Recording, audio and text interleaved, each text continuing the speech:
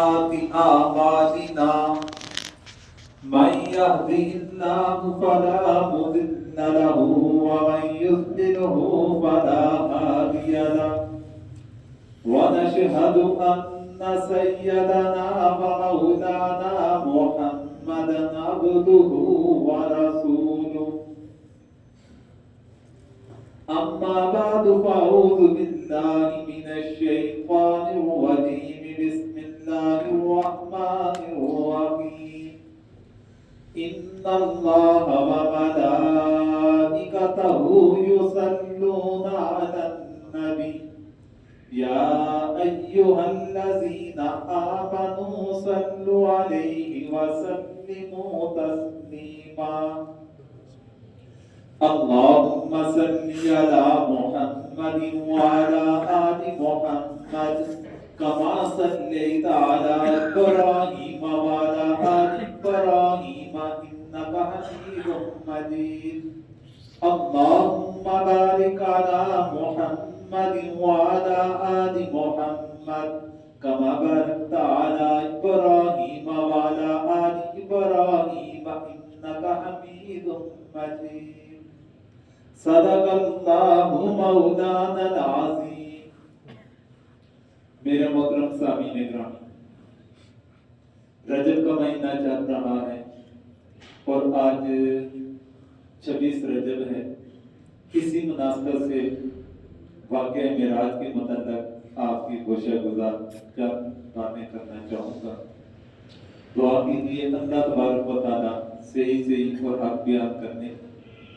آپ سب کو سننے کی، اور اللہ تبارک و تعالیٰ ہم سب کو قرآن و سنت پر عمل کرنے کی توفیق عطا فرمائے۔ محترم سامعین گرامی، سب سے پہلی بات واقعہ معراج کے متعلق کہ یہ کب واقعہ رونما ہوا، تو اس پر اگر ہم احادیث مبارکہ کی کتب، سیرت النبی کی کتابیں، ان پر ہم جب نظر ڈالتے ہیں تو اس کی تاریخ تو دور کی بات، اس کے سال کے بارے میں بھی کافی اختلاف نظر آتا ہے کہ نبی کریم علیہ السلام کو کس سال واقعہ معراج ان کے ساتھ یہ پیش آیا، آسمانوں کی سیر کروائی گئی، مسجد حرام سے مسجد اقصی تک انہیں لے کر جایا گیا۔ یہ تمام تفصیلات کہ کب یہ واقعہ ہوا، تو اس حوالے سے مختلف روایات ہمیں ملتی ہیں۔ سب کے اعتبار سے بھی مختلف اقوال ہیں، 6 سے زائد غالباً سب کے لحاظ سے اقوال ہیں کہ کس سال یہ واقعہ پیش آیا تھا۔ پھر مہینوں کے اعتبار سے بھی دیکھا جائے، رجب کے حوالے سے بھی مشہور ہے، ربیع الاول کے مہینے سے بھی مشہور ہے، اور اس کے علاوہ کچھ اور مہینوں سے متعلق بھی یہ واقعہ مشہور، لیکن زیادہ شہرت اس نے رجب کے مہینے کی مناسبت کے ساتھ اٹھا لی،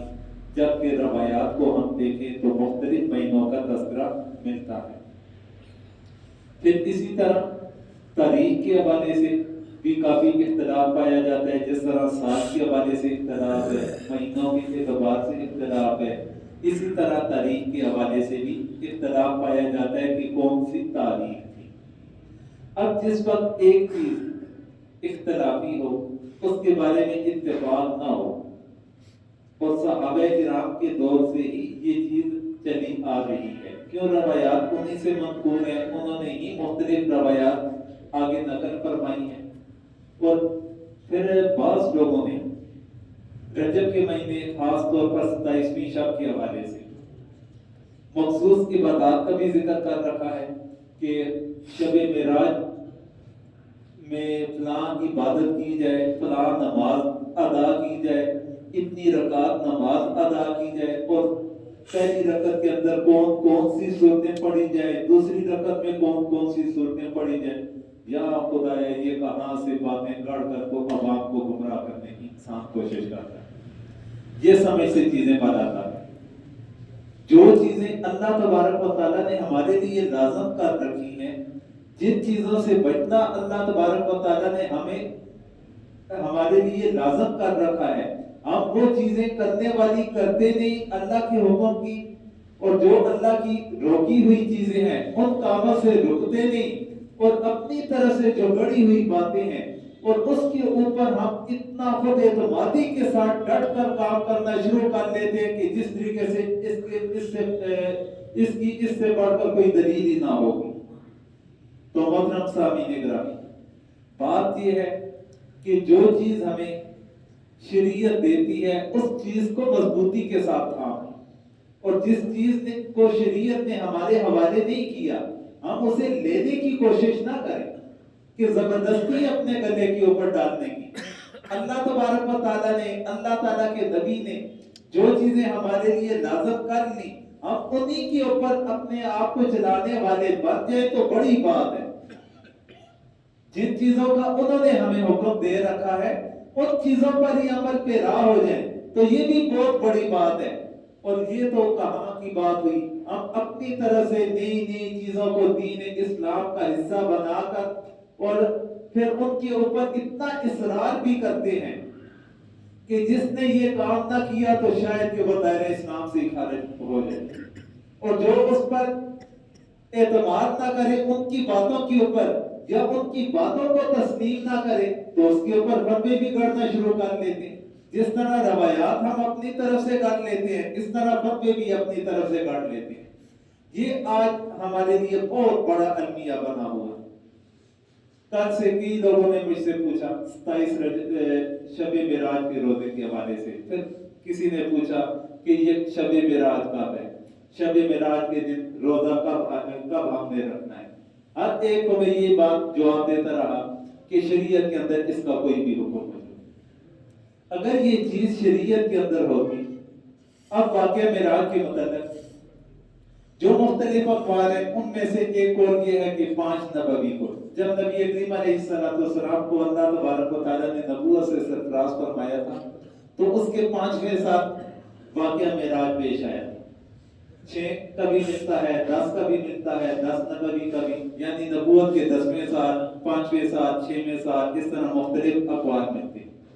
تو اب اگر ہم تسلیم کر لیں جو آخری قول ہے وہ 10 نبوی کا بھی بنتا ہے، 11 نبوی کا بھی بنتا ہے، لیکن جتنے بھی اقوال ہیں وہ سارے کے سارے تقریباً یہ ہجرت سے پہلے کے واقعات ہیں۔ ہجرت کے بعد نبی کریم علیہ السلام 12 سال مدینہ منورہ میں رہے۔ ہجرت کے بعد 12 سال تقریباً مدینہ منورہ میں رہے، اور مکی دور تو ان کے لیے مشکلات کا، پریشانیوں کا دور تھا۔ کھل کر کوئی عبادت بھی نہیں کر سکتے تھے، کھل کر جہاد بھی نہیں تھا، جہاد کے احکامات تک بھی نازل نہیں ہوئے تھے، وہاں پر صبر کا مظاہرہ کرنا تھا مکی دور میں۔ مدینہ کے اندر ایک ریاست بھی قائم ہو گئی، اسلامی اقتدار بھی آ گیا، جو عبادات تھی وہ ساری کی ساری عبادات اس دور کے اندر بھی نازل ہوگی۔ اب نبی کریم علیہ السلام نے 12 سال مدینہ میں وقت گزارا۔ نبی کریم علیہ السلام دنیا سے رخصت ہوئے تو اس کے بعد تقریباً 100 سال کے بعد آخری صحابی اس دنیا سے رخصت ہوئے۔ 110 ہجری میں آخری صحابی اس دنیا سے جو رخصت ہوئے ان کے متعلق جو روایت ملتی ہے وہ 110 ہجری کے متعلق ہے۔ تو اب اتنا لمبا عرصہ 12 سال کا وقت نبی کریم علیہ السلام نے تمام عبادات کے متعلق تفصیلی احکامات صحابہ کرام کے سامنے پیش فرمائے۔ نماز کس طرح ادا کرنی ہے، بیمار ہے بیمار کس طرح نماز ادا کرے گا، معذور ہے معذور کس طرح ادا کرے گا، روزے کے احکامات بتلا دیے، جہاد کے احکامات بتلا دیے، ایک مملکت بنانے کے احکامات بتلا دیے۔ اگر شب معراج کو عبادت ہوتی تو نبی کریم علیہ السلام کی زندگی مبارک میں جو مدنی دور ہے اس میں 12 مرتبہ یہ رات آئی ہوگی۔ ایک رات تو کسی ایک صحابی کو حکم دیتے کہ اس رات کو اس طرح کی عبادت کر، کوئی بھی ہمیں مخصوص عبادت کی صحیح روایت نہیں ملتی۔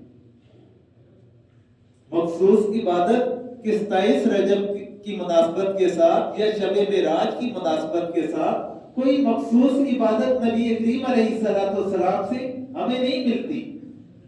نہ روزہ رکھنے کے متعلق، نہ رات کو نوافل ادا کرنے کے متعلق، نہ ہی شب معراج کو شب قدر سے بھی بڑھا کر درجہ دے دینا۔ بعض لوگوں نے تو اس حد تک غلو کا مظاہرہ کر رکھا ہے کہ شب قدر سے بھی اس رات کو زیادہ فضیلت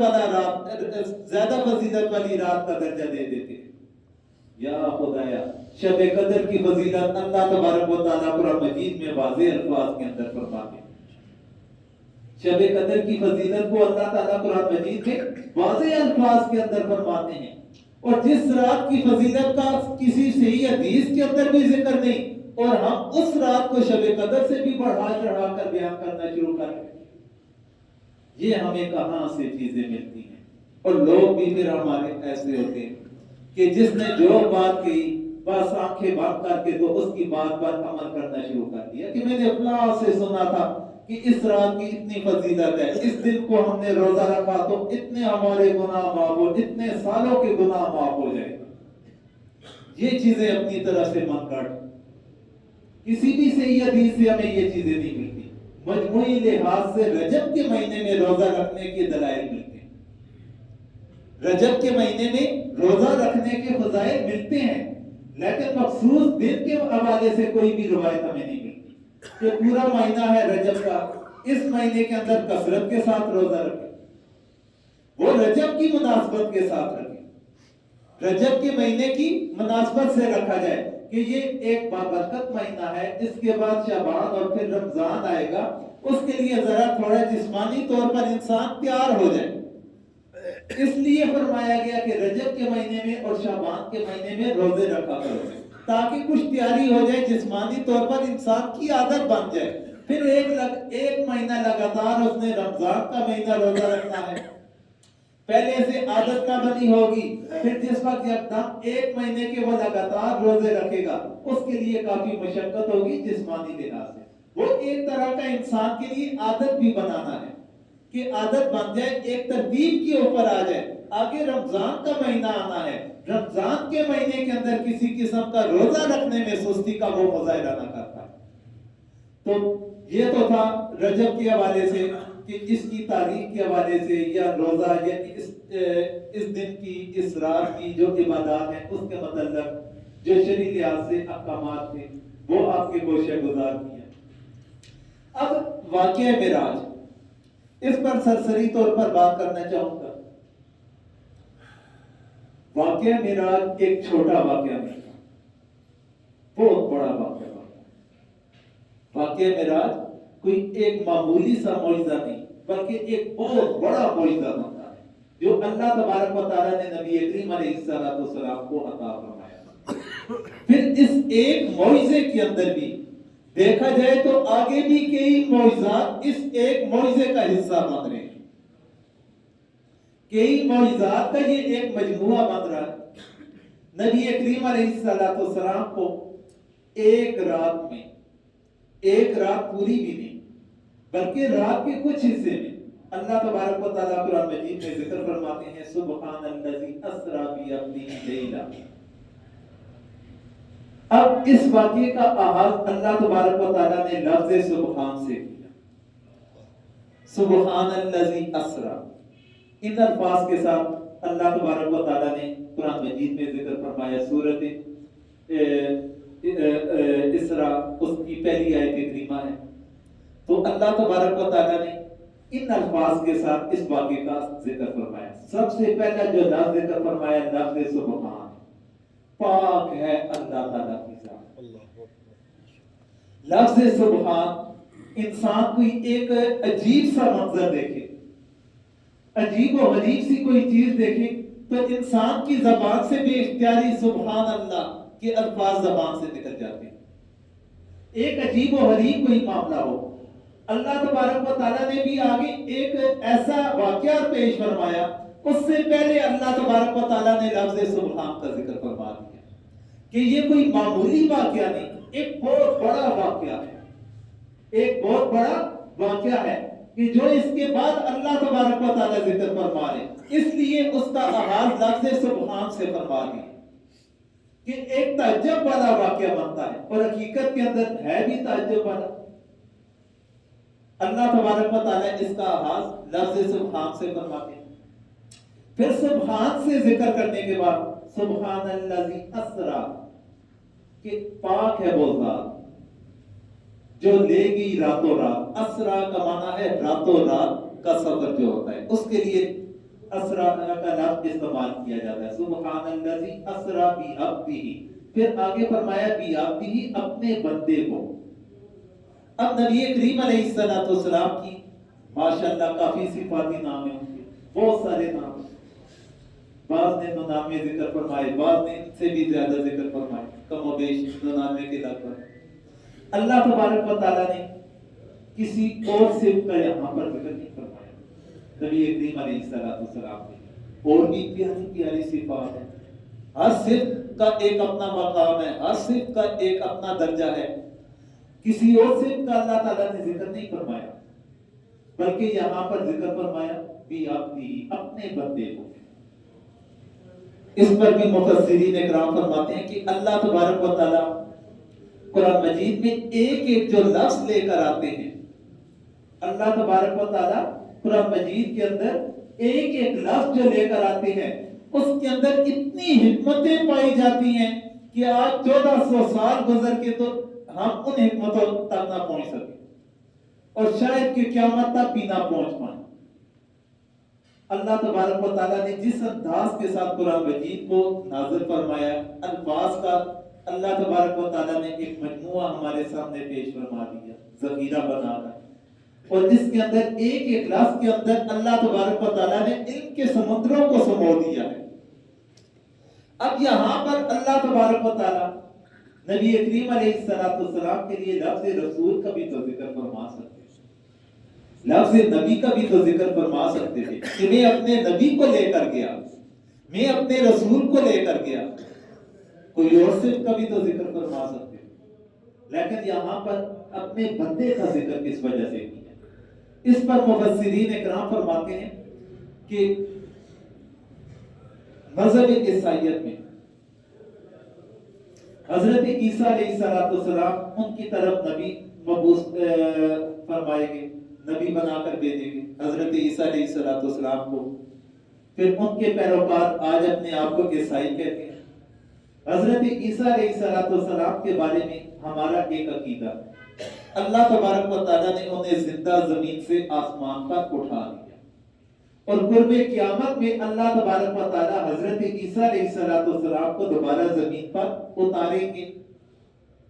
پھر اس امت کی رہنمائی فرمائیں گے. یہ ہم سب کا عقیدہ ہے، تمام مسلمانوں کا عقیدہ ہے، اور اس پر ہمارا ایمان بھی.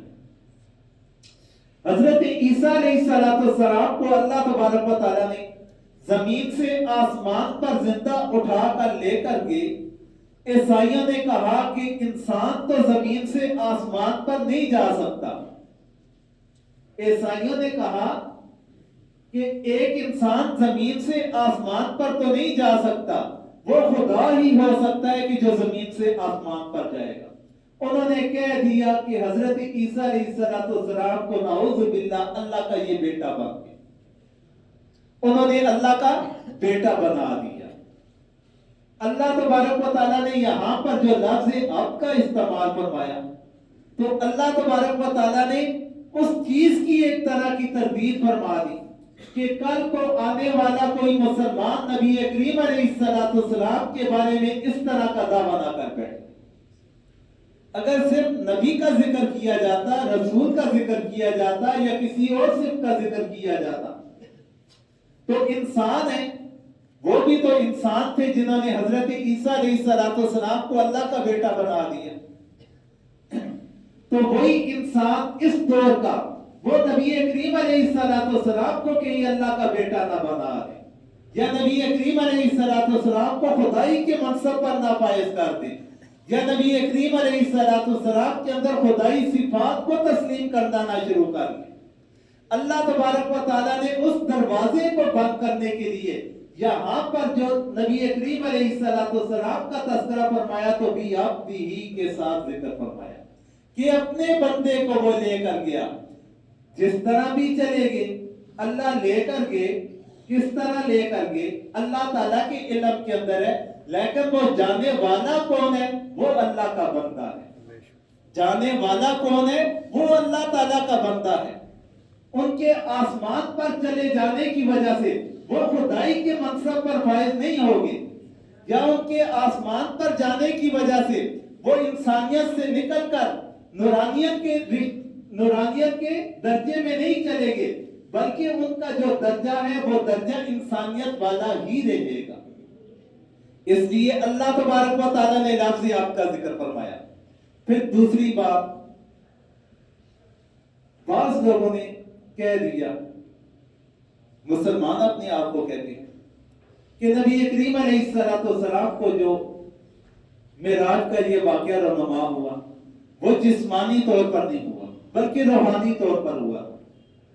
کہ نبی کریم علیہ السلام بدن کے لحاظ سے آسمان پر نہیں گئے، بدن ان کا جسم مبارک زمین پر تھا،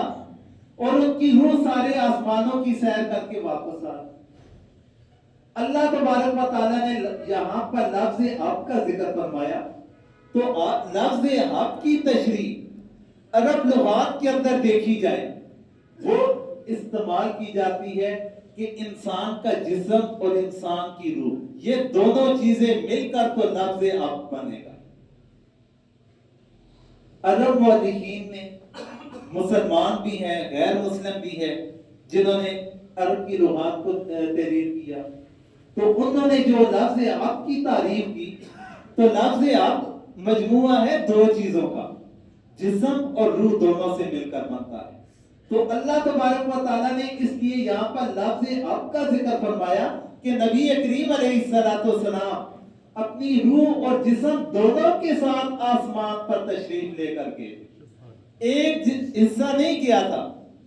اور اختلاف اسی وجہ سے بنا، یا انکار کرنے والوں نے، مشرکین مکہ نے جو انکار کیا تھا، انکار اسی وجہ سے کیا تھا کہ جب نبی کریم علیہ السلام نے فرمایا تھا کہ اپنے جسم کے ساتھ آسمانوں پر گیا۔ اگر نبی کریم علیہ السلام فرما دیتے کہ میں نے خواب دیکھا، روحانی طور پر خواب ہی بنتا ہے یا اور بھی کوئی چیز بن جائے گی، لیکن مشہور یہی ہے کہ خواب کے ذریعے سے، تو خواب کے ذریعے سے تو ہم بھی کبھی ایک شہر کی سیر کر کے آ جاتے ہیں، کبھی دوسرے شہر کی، کبھی ایک ملک کی سیر کر کے آ جاتے ہیں، کبھی دوسرے ملک کی، کبھی جنت کے مناظر بھی خواب میں دیکھ لیں گے، کبھی جہنم کے مناظر بھی دیکھ لیں گے۔ پھر اس کے اندر عجیب سی کیا بات ہوئی؟ پھر اس کے اندر تعجب والی کون سی بات ہوئی کہ نبی کریم علیہ السلام نے روحانی طور پر آسمانوں کی سیر کر؟ اس کے اندر تو پھر تعجب نہیں بنتا، تعجب تبھی بنتا ہے کہ جب نبی کریم علیہ السلام جسمانی طور پر تشریف لے کر جائے۔ اسی لیے تو شروع میں اللہ تعالیٰ نے لفظ سبحان کا بھی ذکر فرمایا، پھر آگے نبی کریم علیہ السلام کے لیے لفظ اب کا بھی ذکر فرما دیا کہ یہ اپنے جسم اور روح کے ساتھ آسمانوں کی سیر کر کے واپس آئے۔ اور ساتھ میں یہ عقیدہ بھی اللہ تبارک و تعالیٰ نے یہاں پر انسان کے لیے واضح کر دیا کہ نبی کریم علیہ السلام کو ابدیت کے درجے سے نکال کر کسی اور درجے میں منتقل نہ کر دینا۔ تم انہیں نور کہنا شروع کر دو، تم انہیں خدائی کے درجے پر لے کر چلے جاؤ، خدائی صفات ان کے اندر تسلیم کرنا شروع کر لو۔ تو یہ تمام ان الفاظ کے اوپر انسان غور و فکر کرے کہ کتنے پیارے انداز کے اندر اللہ تعالیٰ نے یہاں پر جمع فرمایا۔ اب لفظ اسراء کا ذکر اللہ تعالیٰ فرماتے ہیں کہ سبحان الذی اسرا۔ اسرا کا میں نے معنی بتایا کہ رات کے وقت سفر کرنے کو کہا جاتا ہے۔ آگے پھر اللہ تعالیٰ لفظ لیل کا ذکر فرماتے ہیں، سبحان الذی اسرا بعبدہ لیلا۔ لیل رات کو کہا جاتا ہے۔ اب یہاں پر لفظ لیل جو اللہ تبارک و تعالیٰ لے کر آئے، یہ نکرہ کا لفظ استعمال فرمایا۔ معرفہ کے ساتھ اللہ تعالیٰ نے لفظ لیل کا ذکر نہیں فرمایا۔ ایک ہوتا ہے اردو گرامر کے اندر اس میں معرفہ ہے، ایک اس میں نکرہ۔ تو اللہ تبارک و تعالیٰ نے یہاں پر جو لفظ استعمال فرمایا وہ اس میں نکرہ کے طور پر استعمال فرمایا۔ اگر اس میں معرفہ کے طور پر استعمال کیا جاتا تو مطلب یہ ہوتا کہ ساری رات ان کی یہ سفر کے اندر گزری۔ اگر اس میں معرفہ کے ساتھ اللہ تعالیٰ ذکر فرماتے تو اس کا مطلب کیا بنتا کہ ساری رات ان کی اس سفر میں گزری تھی۔ اللہ تبارک و تعالیٰ نے اس میں نکرہ کا استعمال کیا تو اس کا مطلب یہ ہے کہ ساری رات بھی نہیں لگی، رات کا کچھ حصہ اس سفر کے اندر گزرا کہ اتنی تیز رفتاری کے ساتھ اللہ تبارک و تعالیٰ نے یہ معجزہ نبی کریم علیہ السلام کا پایا تکمیل تک پہنچا دیا کہ ساری رات بھی نہیں لگی، رات کے کچھ حصے کے اندر اللہ تبارک و تعالیٰ نے یہ کام پایا تکمیل تک پہنچا دیا۔ بعض جدت پسند مسلمان وہ اس چیز کا جسمانی طور پر انکار کر لیتے ہیں، لیکن ایک چھوٹا سا واقعہ ذکر کرنا چاہوں گا کہ ایک غیر مسلم نے بھی اس واقعے کی تصدیق کر رکھی۔ تفسیر ابن کثیر میں انہوں نے ایک روایت نقل کی ہے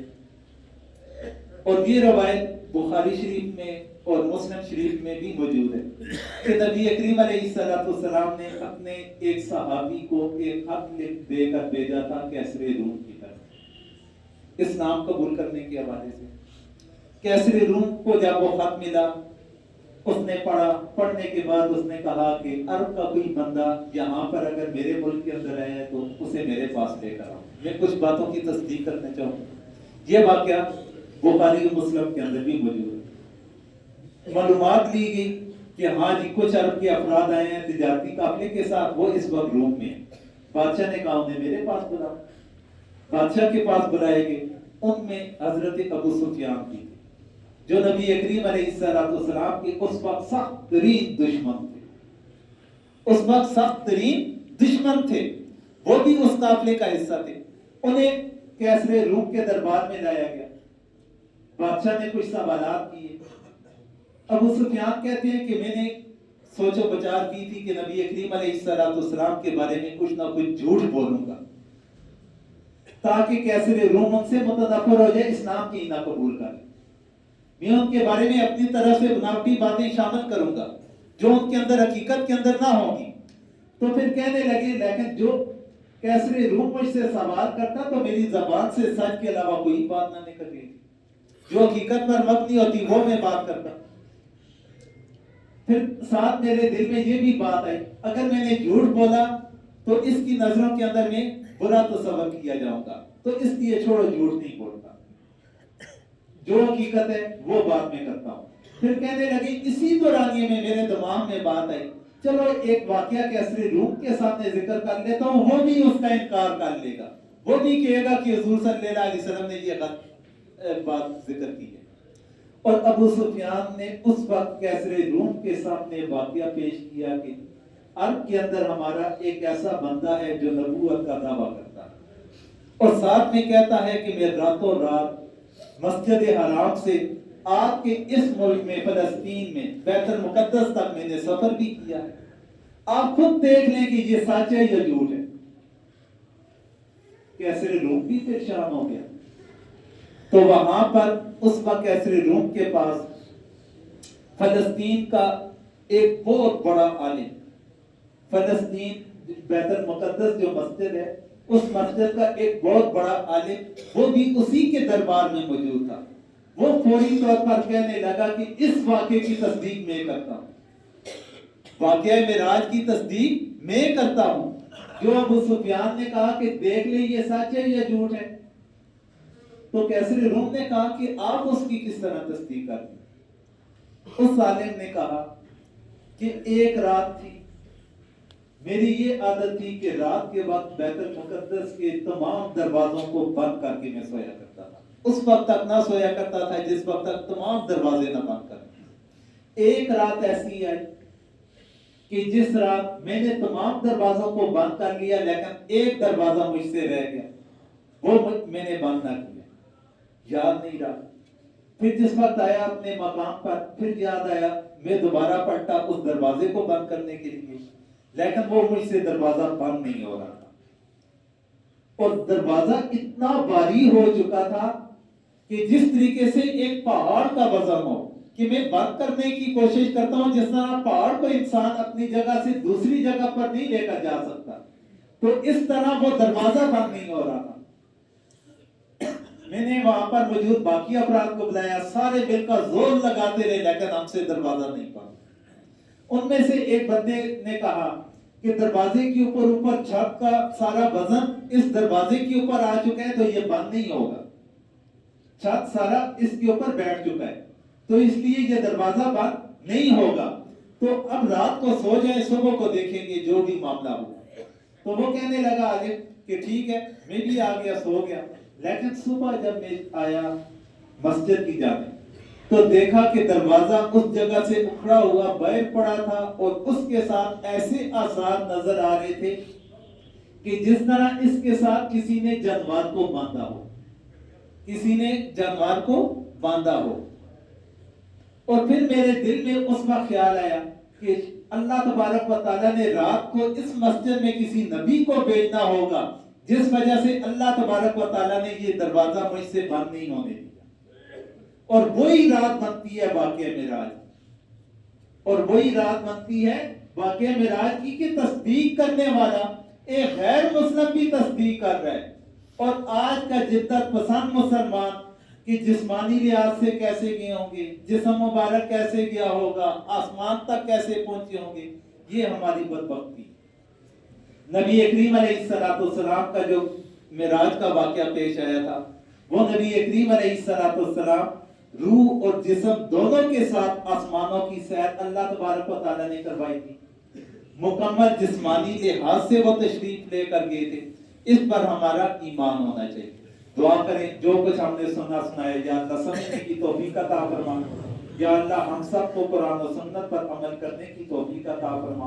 یا اللہ جتنے بھی مسلمان بیمار ہیں سب کو صحت کاملہ عطا فرما، یا اللہ جتنے بھی صاحب ایمان اس دنیا سے رخصت ہو چکے ان سب کی مغفرت فرما۔ وصلی اللہ تعالی علی خیر خلق محمد وعلی آلہ واصحابہ اجمعین برحمتک یا